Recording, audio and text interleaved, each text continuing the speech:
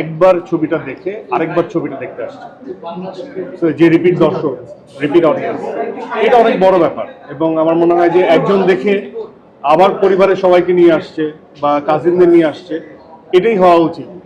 তো একবার চেখে গেলাম, তারপর সবাই এনজয় করলাম, ব্যাপারটা এরকম আর। সো আমি দর্শকের প্রতি বা যারা গল্পের আন্ডারস্ট্যান্ডিং যাদের আছে,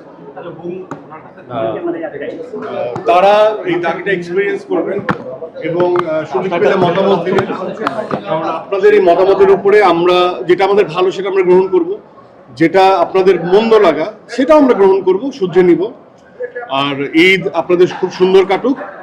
এখন আবার ব্যস্ততম ঢাকা শহরে রূপান্তরিত হয়েছে, তারপরেও ঈদ আমেজের পরে এই ব্যস্ততার মাঝেও আপনারা এফোর্ট দিয়ে সময় বের করে পরিবারবর্গ নিয়ে, আত্মীয় স্বজন নিয়ে দাগি এক্সপিরিয়েন্স করছেন। এবং যারাই মুভি দেখছেন, সিনেমা দেখছেন, যারাই অন্য সিনেমা দেখতে আসছেন, তাদের সবাইকে আমি শুভকামনা জানাই।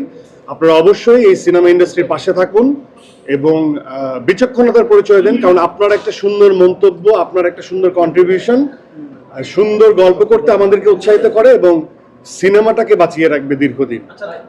Thank you so much.